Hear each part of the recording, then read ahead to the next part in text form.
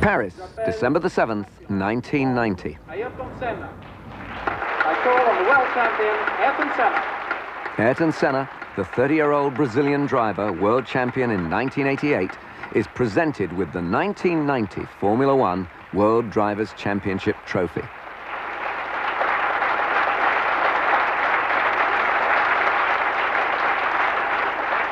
But the conclusion of the championship had been confusing. At Suzuka in October, at the last but one race of the season, the Japanese Grand Prix, the matter had been decided in the first 20 seconds by a crash between Senna's Mclaren and Prost's Ferrari.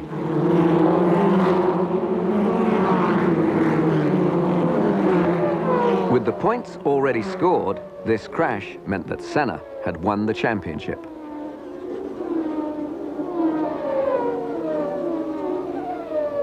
The next and last race of the 1990 season, the Australian Grand Prix, was in Adelaide in November. While the city roasted in 110-degree temperatures, the newspapers found another culinary word to describe Senna's speed around their track.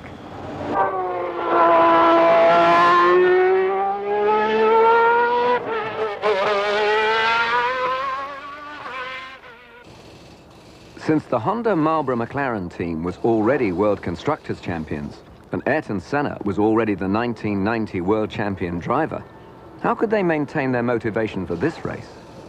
At that stage, then you try to think, okay, after Australia, I'm going home, finally. I have done my job this year. I have beaten everybody else. And I have demonstrated to those who criticize me so much and who try even to destroy me in some ways, that I'm stronger than they are, that I'm better than they are. By having the title in this last race, I'm gonna enjoy it, just relax in some ways and enjoy it. And I'm gonna do it not only for me, but also for everybody that has helped me to win this championship. The mechanics, the sponsors, the companies involved, the fans that have follow me throughout the year will have the opportunity to see me one last time this season, and I'll try to win again. The Adelaide race was the 500th Grand Prix, and one evening a ball was held in celebration. Ayrton Senna, in a festive mood or not, had to attend. For most people, it was a social occasion, but a star is always on and never free from the attentions of his fans. Thank you. And slow down a little. I'll introduce you to Tom on piano. Hi, Tom. Next day, it was back to serious business, qualifying, trying to make the fastest lap so that you start at the front of the grid and don't have to try and overtake the other cars. Ayrton Senna already had the record number of pole positions, 51 in Formula One. In the garage, the team concentrated on the television coverage of Senna's car.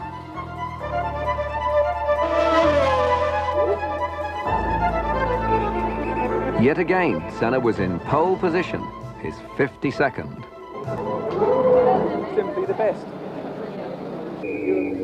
At this stage, a former world champion was in no doubt about Senna's ability. At the moment, he's right on a high. He's winning a lot, right? And you watch him here. I'm sure he'll drive better in this race than all the rest of the races this season, right? Because the pressure's off. You're on a high of winning, and there's nothing like it's a real addictive drug, winning. When you start winning, it just makes you want to win more and more, and you also develop more knowledge about how to achieve that. Not too much, just not too early in the day. My name's Ian Turtle. We're operating from what is known as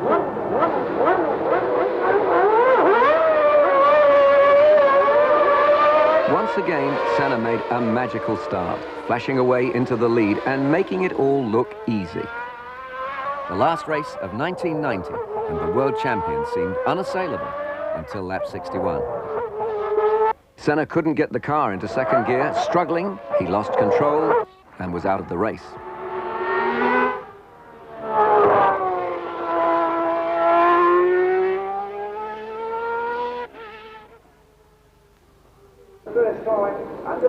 Even when you know you're the world champion, the walk back to the garage after a crash is a very dispiriting one. Teammate Gerhard Berger was running steadily in 5th place. It would have been nice to put the cherry on the top of the cake, as it were, and win that last event, which would have certainly done a lot of good as regards wiping away the memories of Suzuka. But as it happened, it didn't happen. I think in reality, if the World Championship was at stake at that event, I don't think the outcome would have been the same. We'd have had a more conservative approach to the race. And I think a more conservative approach would have seen us win by a lot smaller margin than that we had established up until when Ayrton came out of the race. We would have just changed the tactics to suit the requirements of the team for that day. But nobody likes a no-win result. Sometimes it can be disappointing, I think, you know, and you can always look back on what should have been, but you have to then say, right, Adelaide is finished, that was that race, let's look at what happened, see if we can avoid the situation in the future, and then clear your mind and have a positive thought for the next Grand Prix. As the crashed car was dismantled, Senna, always the professional, returned to look at it and reflect. It was just a question of finishing up in an easy manner. And suddenly, boom, everything goes away, nothing. You end up with nothing. And that race. And it's frustrating because it was a hard weekend anyway. It was a hard race. I had done almost a 2-hour race at that stage. I had some technical problems, which I believe I could have control until the end. But in some ways I allow myself to be caught once more. And from the frustration and the anger immediately after, I just use it for the next one, and get it right the next one, learn from that one a lesson, and try to avoid the next time. Will not catch me again. The race was won by Senna's fellow Brazilian, Nelson Piquet.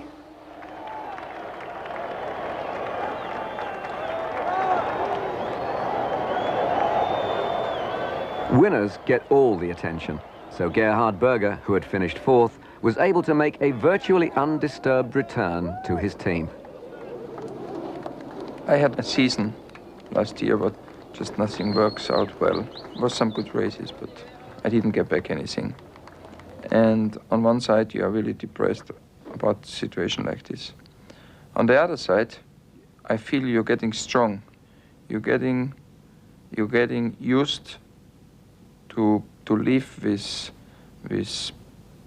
a situation what gives you a hard time, and that helps you again in other points.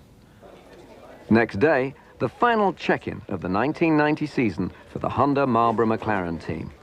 Can they help wondering what the winter, their new car, and 1991 will bring them? You're going home and you're looking forward to holidays.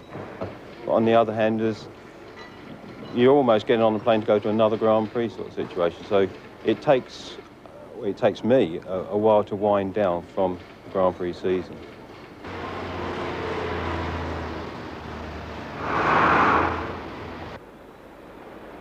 Christmas and holidays are now forgotten. The McLaren factory is hard at work. There are now only 63 days to the start of the first race of 1991. The designers naturally want to use as much of that time as possible to develop the new car. So it will still be several weeks before all the parts that are being so precisely manufactured will be assembled into a running vehicle. Our racing car, once it's made, has a very little scope within which you can change the fundamental design parameters.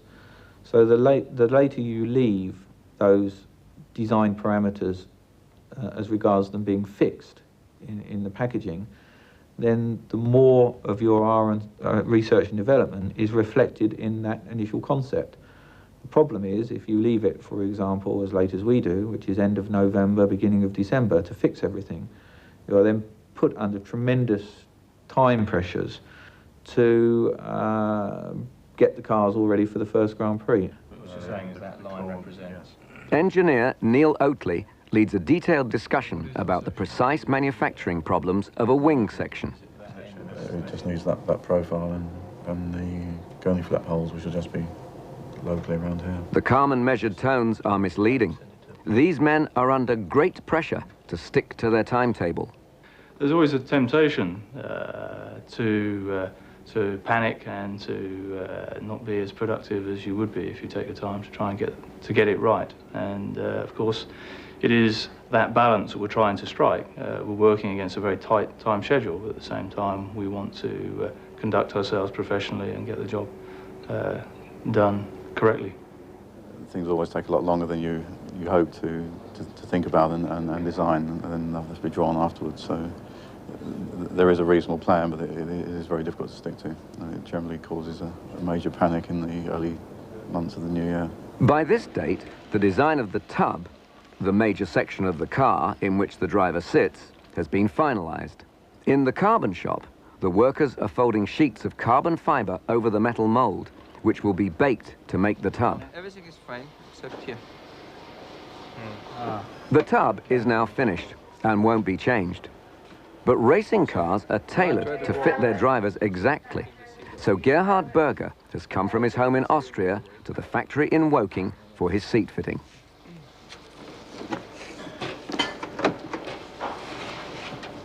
Yes.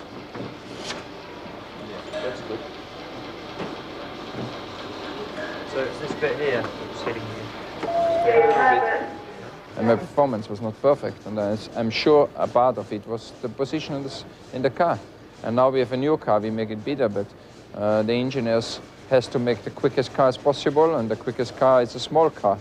And so they try to fit me in, and we try to use every millimeter of space, and it looks again like it's just on the limit. But you think you'll be much better off in 1991? On seat position, yes.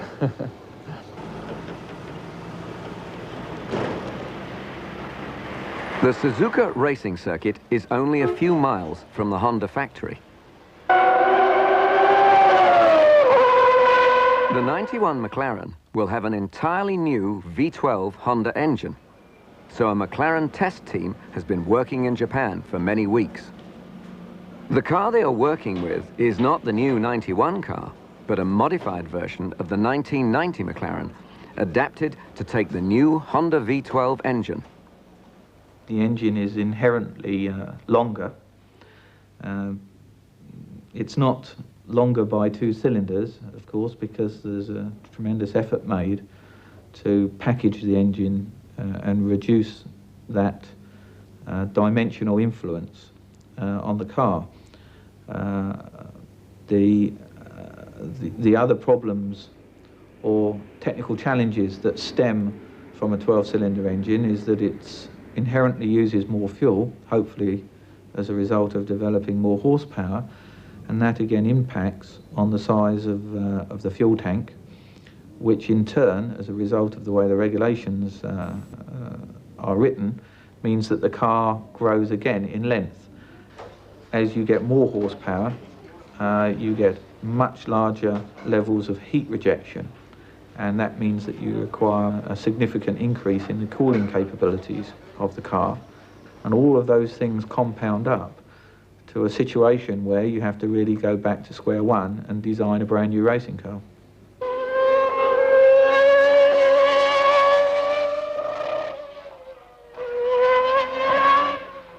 Alan McNish, at 21, the youngest member of the team, is the test driver. He may look hardly old enough to shave, but he's a successful Formula 3000 driver. However, he's new to Formula 1. How well has the engine been running? Very, very well. It ran first in Silverstone in July, and ever since it's been running very well and progressing, and hopefully next year, by the time the season comes around, it'll be very, very strong.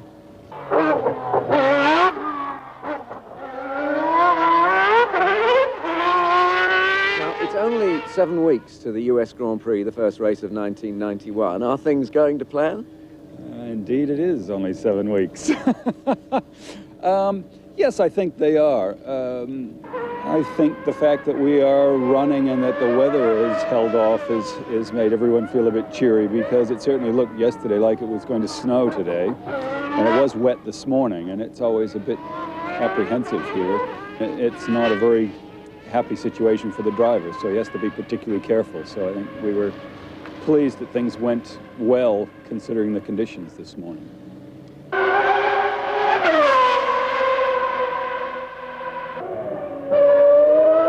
As the track dried, McNish was able to speed up. How was it out there this morning? It's a little bit greasier than it was yesterday, the actual track surface, because it rained overnight, but also it was starting to spit when I was out on the circuit, which made it quite interesting with this new V12 engine at the back of it. And how do you think it'll go now? Have you changed something on the car? Yes, we've made a few adjustments to the car just to make it handle a little bit better, and hopefully if the weather stays nice and dry, we should be able to go out and put some little times in. While the test team was working relentlessly on the car, thousands of miles away in Brazil, Ayrton Senna was working relentlessly too on his physical condition.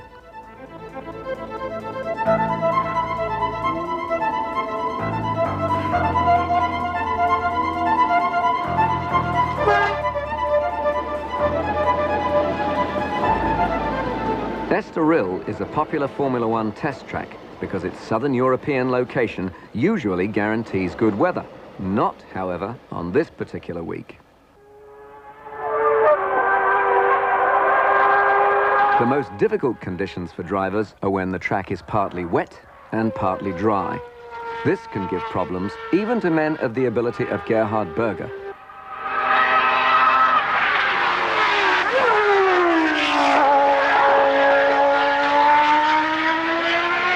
McLaren's chief rival was turning out not to be other teams, but the weather. About 4 weeks to the first race. How are things going? Okay, it's fairly hectic back at the factory. It's still a lot of work to do to prepare the new cars for the coming season, so it's a fairly busy time. And how are things going at this test? Okay, it's been disrupted a little because of the weather over the last 2 days, but it's been fairly productive in the dry running we've done in between. You're getting less and less out in the wet because the risk that you destroy something is very big. That means you have to stop the test after, or you hurt yourself, you cannot start the season. So you try not to take the risk, but of course you have to test rain tires, you have to test some setup for the wet, that you are prepared if the situation happens into the race. This test was an official one, organized by the Formula One Constructors Association. So many other teams were there, including, of course, Ferrari.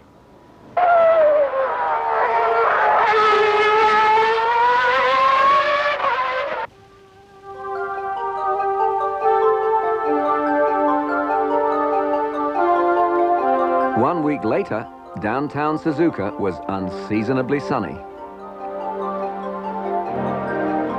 All these people had turned up to see just one car. This was the official press launch of the new V12 Honda engine. Soon, the engineer and driver had to play a different role. Public relations men to 170 journalists. The actual engine itself has a very good power delivery, it has a very good feeling, and is one that will be easy to drive for the drivers in 1991, Ayrton Senna and Gerhard Berger. And coupled with the Marlboro Mclaren chassis, I think the Honda Marlboro Mclaren team will be a very dominant force in 1991.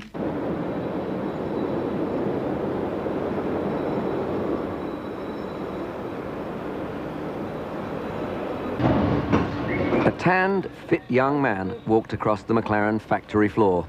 This was Ayrton Senna's first appearance back in Europe after his long winter break. He was naturally curious to see the car which he hoped would give him the 1991 World Championship.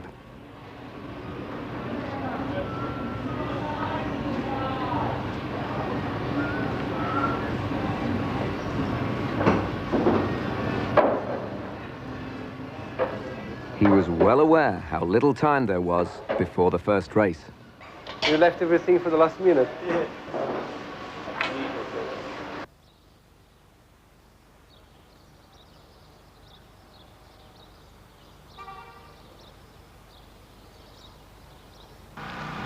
2 days later, and Ayrton Senna arrived at the Estoril circuit.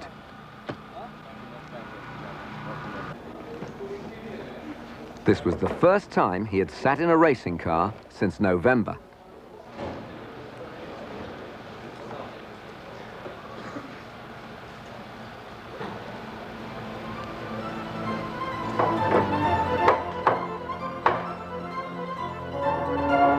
On the 2.7-mile circuit, Senna was immediately quick. He was soon putting in surprisingly fast laps. He might have been out of the car for months, but he certainly wasn't out of practice.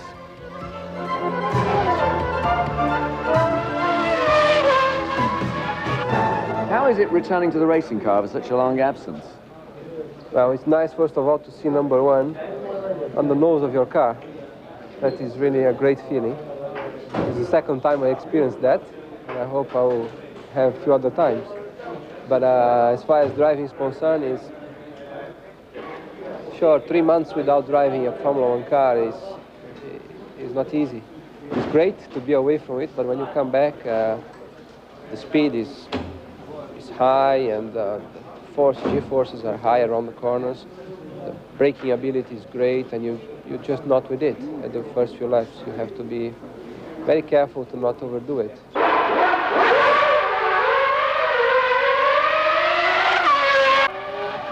Senna continued to lap the circuit at speed, but now all that anybody was interested in was the new car.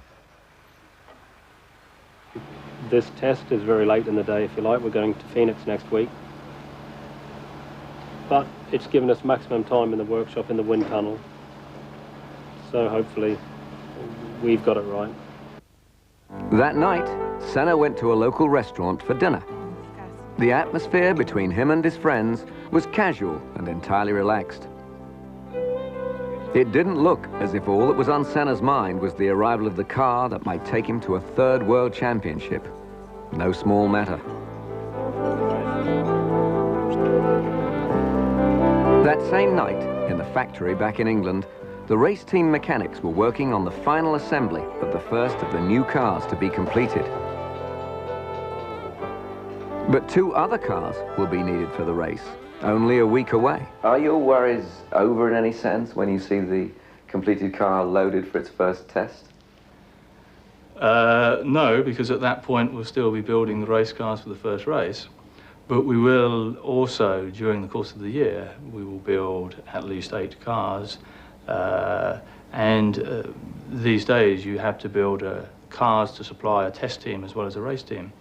So the intensity of manufacturing program will continue for 3 or 4 months beyond getting the first car to the first test.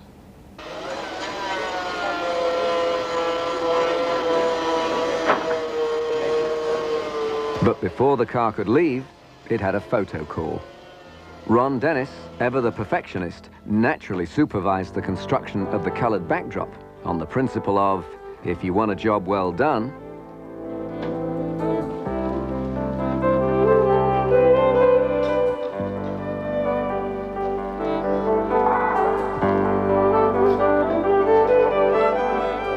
Ron even put the sponsor's sticker on the nose of the car himself.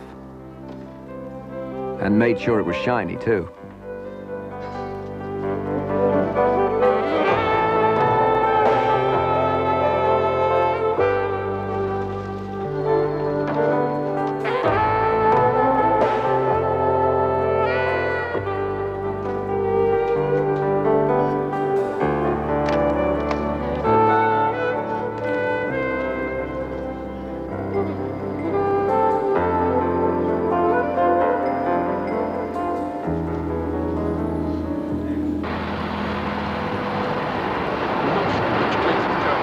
Finally, at 3:47 a.m., the precious first car left the factory to begin its journey to the test track in the south of Europe. This first 1991 Marlboro Mclaren Honda, like the very special creature it is, would not fly in an ordinary cargo plane. Since it was needed urgently at the circuit in Estoril, it was to travel in a special chartered cargo plane, which had been waiting until the car was ready.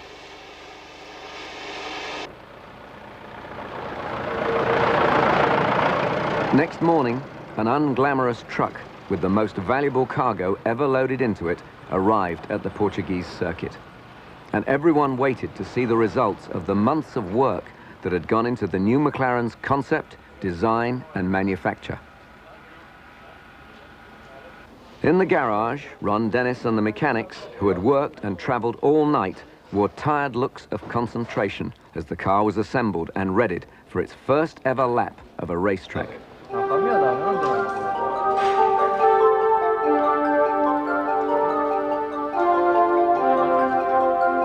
What thoughts were running through Ayrton Senna's mind as he looked at the new car, still untried, so near to the event? Was he worried? It worried me a lot more before I come to McLaren, but this is McLaren. It's been like this 88 season, 89, and 90 season. It's not the ideal situation, but that's what we have. They have demonstrated that they know what they do, so you have to trust them. And be ready when they are ready. At last, there was a completed car. Senna was in the car, and the journalists watched and recorded the first pit road journey of the 1991 Marlboro McLaren Honda.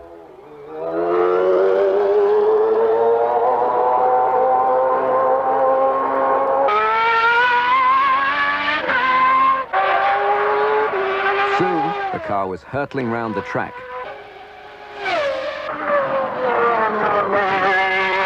Then, gradually, Senna put on the pressure. The lap times fell from an initial cautious 1 minute 25 to a much more rapid 1 minute 16 seconds. And Senna seemed pleased with the car. The car is fine. The car runs without any problems. Everything is functioning properly. And it's not slow. I don't know how quick it is yet because we didn't do enough, but it is certainly not slow. And we'll need a little bit more running to fully understand. Too early to say if it's going to win the World Championship, let's say that. I'll tell you that in Australia. But as far as our own performance with our last year's cars, a significant step forward. The city of Phoenix retires early, and so most of its citizens were sound asleep as Ayrton Senna's HS-125 private jet landed at Sky Harbor Airport and taxied towards the executive terminal. Finally, Senna had arrived on the location of the first race of 1991, and in spite of a head cold, he seemed full of good feelings about the challenge to come. But I'm looking forward much more than I was a year ago. I had the opportunity to relax, cool down, restart, and get ready in the best shape as possible for this 91 season. So we'll wait and see. At the Phoenix track, the McLaren mechanics were getting everything ready.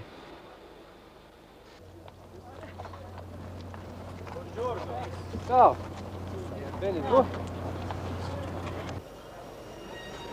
Senna greeted the team in friendly fashion.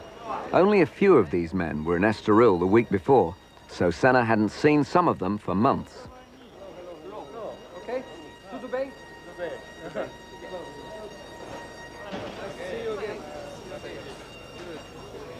Everything okay? Everything okay, yes.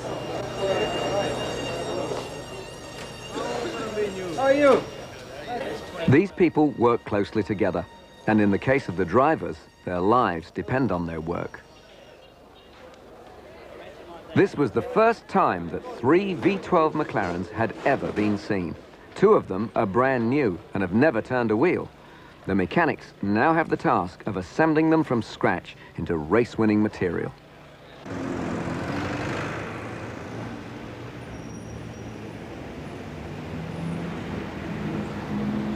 The next day didn't start too well for the big-time drivers. Their car park had been moved since the year before. It was here last year.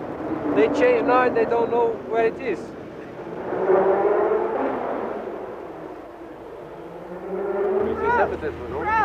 We got mortuary parking for you over there. He's opening the gate for you. Yeah, I'll show you. I'll stand there, just direct you right in. It had taken an immense effort by the Mclaren team to turn the kit of parts supplied by the factory into 3 complete running racing cars. What time did you finish last night? 4 o'clock this morning. What time do you have to be here again? We had to leave the hotel at 7. So it was a very short night for us last night, it was. As the cars went for their official inspection, Ron Dennis went with them. 3 new McLarens, is this an exciting moment? Tense, not exciting.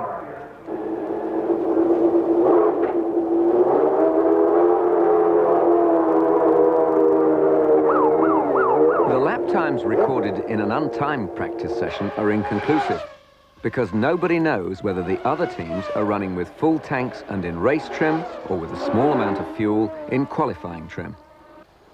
But this first practice session went well. In fact, Senna posted the fastest time. And it's always nice to be number 1. I feel great. The car is not bad. It's working fine. There are some details which are not quite right, but I think it will be okay for today afternoon. And we have to make a few changes to improve it for tomorrow again.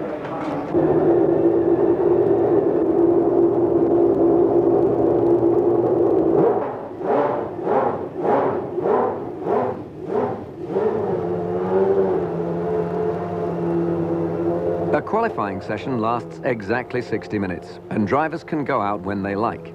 They have 2 special sets of qualifying tyres designed to operate perfectly for only 2 laps at racing speed.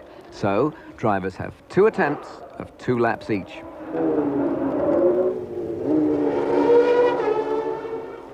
Senna went out on his first set of special tyres and made a very fast lap, then came in.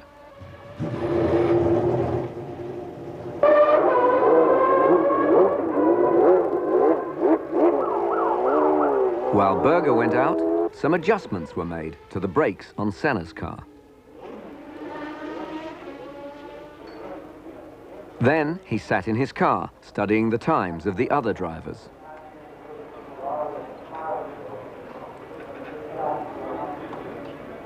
And Ferrari driver Alesi made a very fast lap. So a few minutes later, Senna decided to go out again. But it was not to be that easy.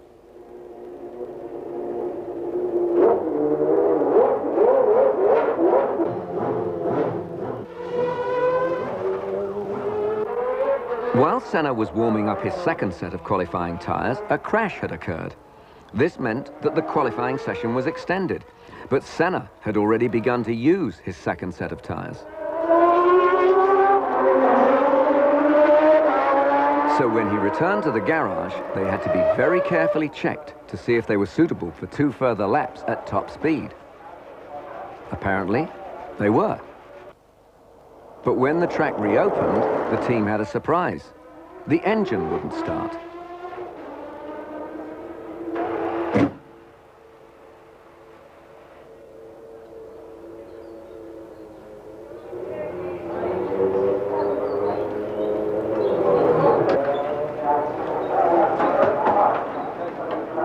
With the body off for adjustments, the engine did start.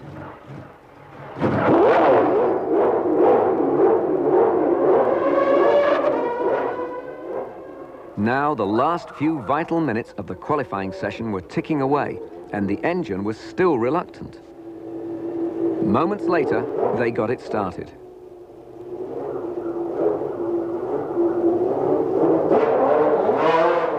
But before Senna could warm up his tyres and try a fast lap, time was up.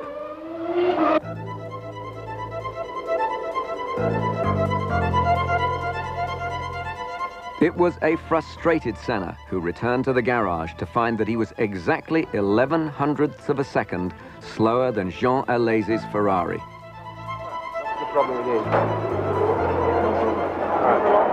A lot more to come on that second run out? I think yes, because for sure the circuit was better.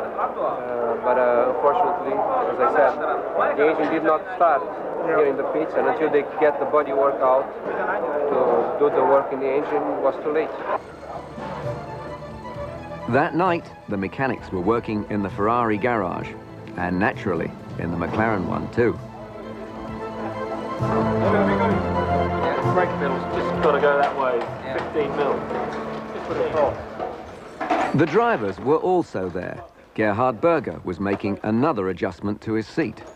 Not only there. And Senna was trying to get his helmet more comfortable. More firm. The McLaren team had worked almost all of Thursday night, all day Friday, and now at 11 p.m. they were still at work.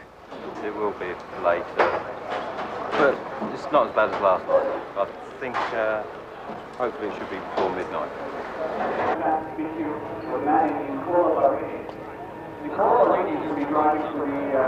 At 10 a.m. on Saturday, 28 hours before the race, the track was opened for the second untimed practice session. Senna's car was going well, but needed a little more cooling air to the brakes, so a mechanic began to file down the brake cooling ducts.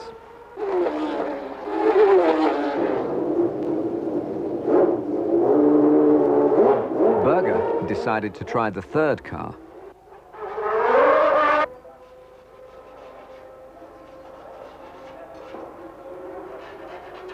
This time, Berger went back to his original car.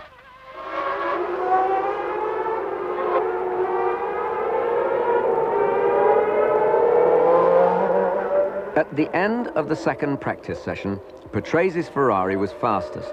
Berger was a satisfying second fastest, and Senna was third, with Prost behind him. But of course, these times don't count for grid position.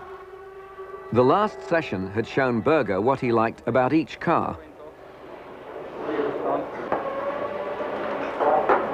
Now there was an air of confidence in the McLaren garage. 23 hours before the race, the track was opened for the vital second qualifying session. Alain Prost was checking around his car like the highly professional driver that he is.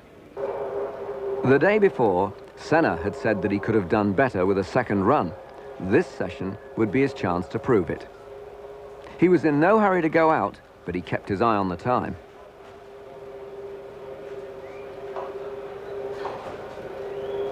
Alesi, the fastest man in Phoenix at this point, also waited. At 1:30, with half the session gone, Senna decided to go out.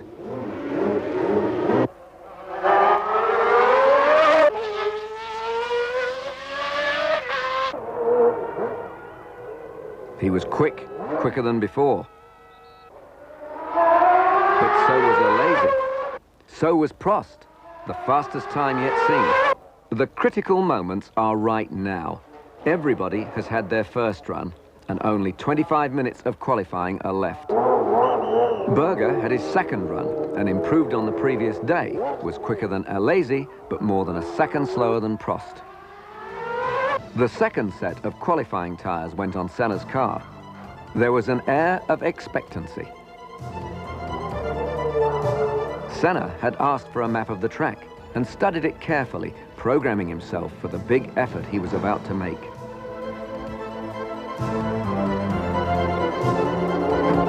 Moments later, at 1:45, with only 15 minutes left, he went out again.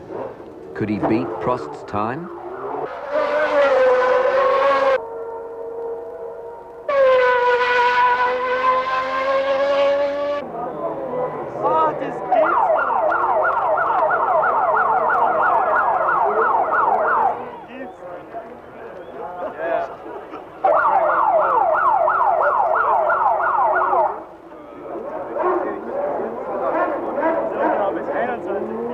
He had done it.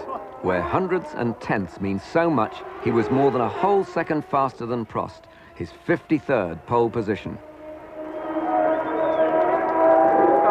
Car and the driver did it. Car and the driver. Nice day? Could be better. could be better. This year, apart from the technical aspect, the psychological aspect is going to be very determined for the championship result. In a vain attempt to match Senna's speed, Jean Alesi had crashed.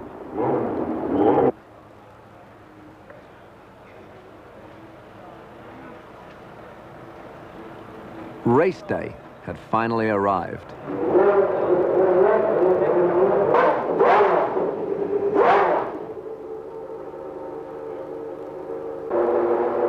The teams were preparing their cars for the warm-up session.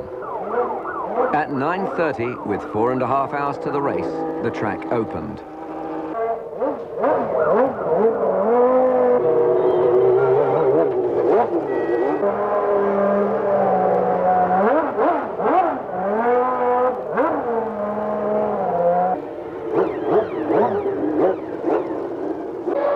The warm-up is a significant test.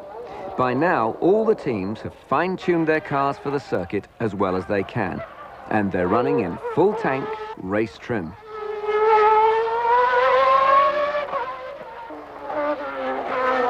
Let us see if everything is open.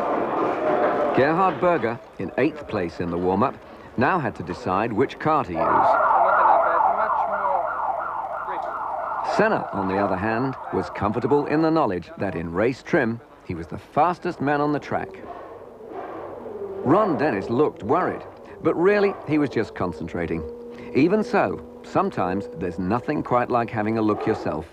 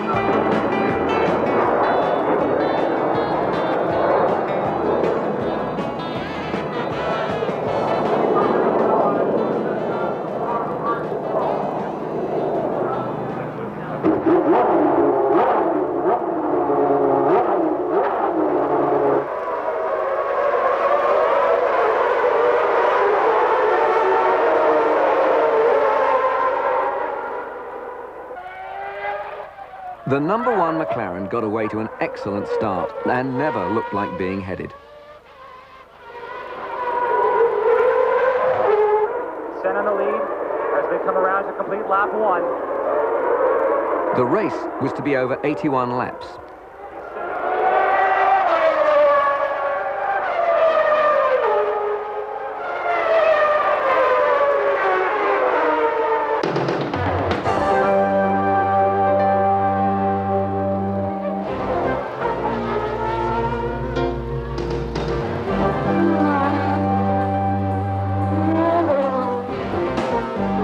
After 10 laps, Senna was well ahead of Alain Prost's Ferrari.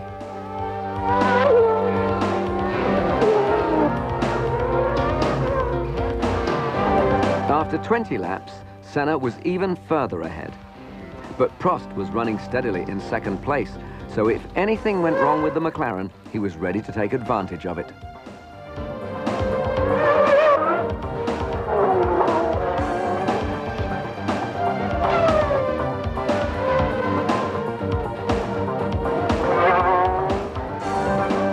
Meanwhile, Gerhard Berger was in 6th place and not happy behind Alesi, Patrese and Mansell. After 35 laps, Senna was an incredible 30 seconds in the lead. But behind him, things were to change rapidly. Berger's McLaren rolled to a depressing stop with fuel starvation. And Nigel Mansell's gearbox broke.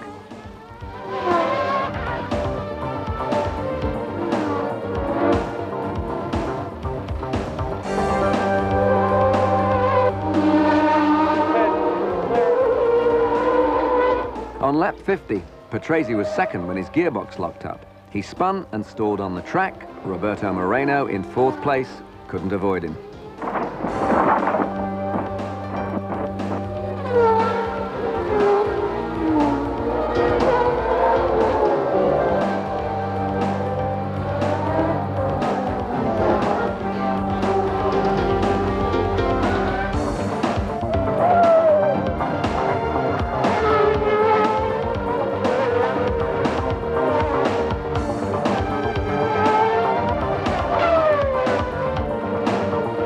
Eventually, on lap 45, Alain Prost decided to make a pit stop for tyres.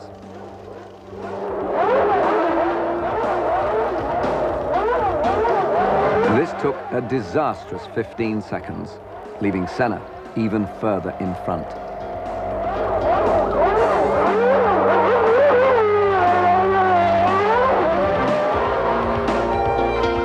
On lap 48, Senna decided to make a tyre stop. His McLaren was only at rest for 7 seconds.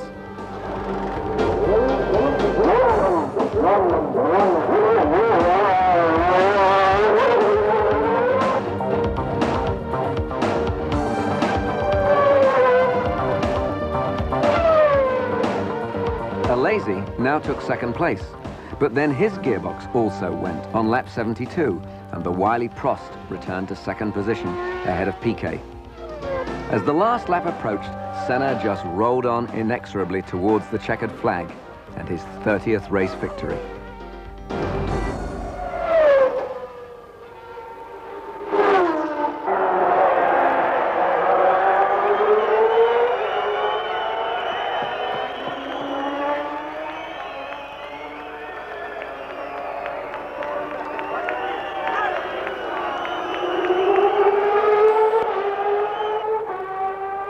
The Honda Marlboro McLaren team's brinkmanship in the design and preparation of their new car and all the long hours of work that had gone into it had paid off with another copybook victory.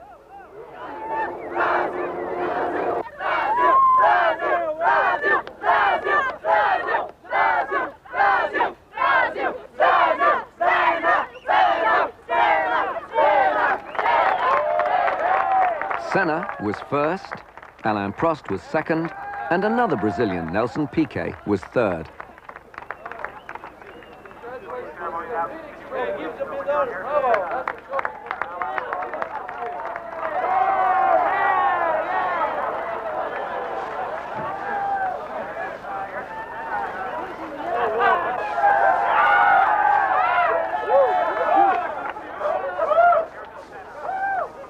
After the tension of the weeks leading to this moment, a little excessive euphoria was only to be expected.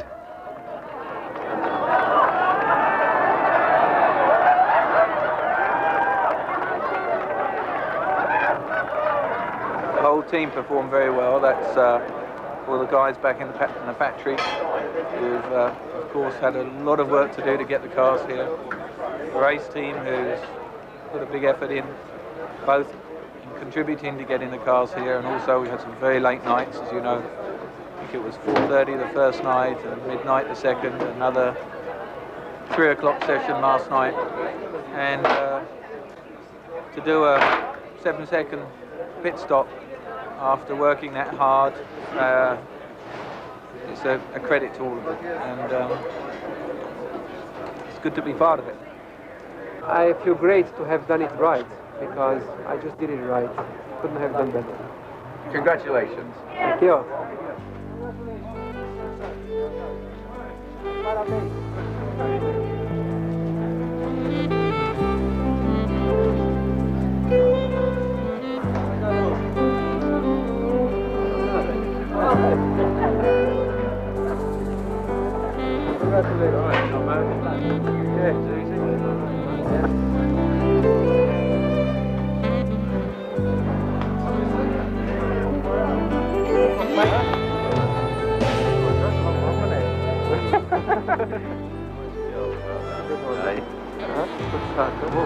Brilliant start.